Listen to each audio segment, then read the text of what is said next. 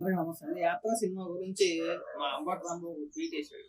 అదేంటంటే, మహి దర్శకత్వంలో 'యాత్ర 2లో ఎమోషనల్ సన్నివేశాలు నా గుండెని పిండేసాయి. సర్లే అంతగా అంత గుండెని పిండేసే సన్నివేశాలు ఉన్నాయని చెప్పేసి నేను కూడా అంటే థియేటర్‌కైతే ఎళ్ళలేదండి.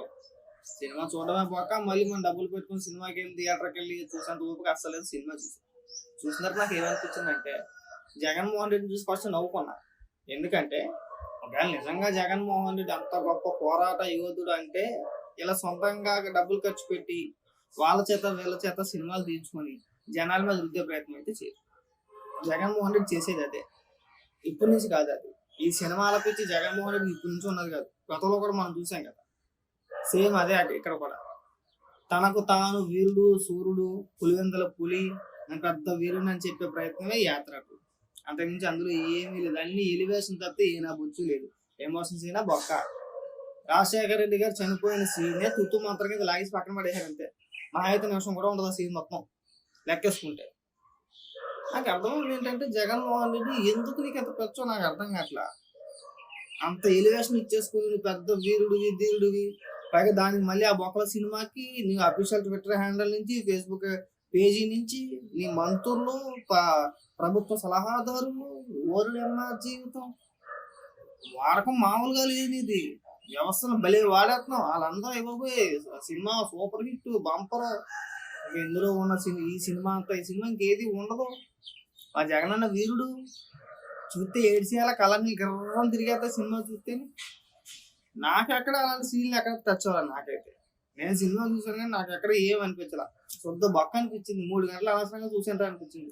2.5 గంటలు అంతే. అది కూడా ఫాస్ట్ ఫార్వర్డ్ లో చూసే సినిమా. సింపుల్ గా 1 గంటలో లాగేసాం. టైం బొక్క అనిపించింది చెప్తే అందులో ఏనా బొచ్చు లేదు. సొంత డబ్బా. ఇంకో సినిమా తీయించుకో. నువ్వు ముఖ్యమంత్రి అయిన తర్వాత నీ పరిపాలన విధానం ఎలా ఉందని దాని మీద కూడా సినిమా తీయించు. అద్భుతమైన సినిమా కథ కాదు నేను చెప్తా అన్న. నువ్వు అధికారంలోకి రాకముందు వరకు కూడా ఆంధ్ర రాష్ట్రంలో ఉన్న ప్రజలందరూ కూడా తలా బొచ్చు పట్టుకొని గుడిమెట్ల దగ్గర బస్ స్టాపుల దగ్గర రైల్వే స్టేషన్ దగ్గర అడుగు తిన్నట్టు చిత్రీకరించు. నువ్వు ముఖ్యమంత్రి అయిపోగానే ఎవరైతే ఈ అడుగు తిన్న వాళ్ళందరూ ఉన్నారో అంటే ఆంధ్ర రాష్ట్ర ప్రజల నీ ఉద్దేశంలో అలా తీస్తా ఉన్నారు. అపర కోటీశ్వర్లు అయిపోయినట్టు చూపించే ఎండింగ్కి వచ్చుతాయి. ఏనా పెట్టుకో.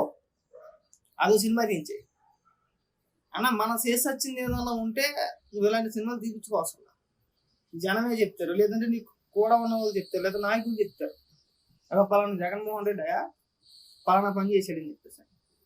నాకు చేసి వచ్చింది ఏం లేదు, సినిమాలు తీయించుకోవాలి, అంతకు మించి ఏం లేదు అందులో. ఏదో యాత్ర సినిమాలు నీవు భారీ సక్సెస్ అంటే బొక్కలే 6,000 వచ్చిందండి వ్యవహారం రిలీజ్ కావాలి. 6,000 అలా ఉంటాయి.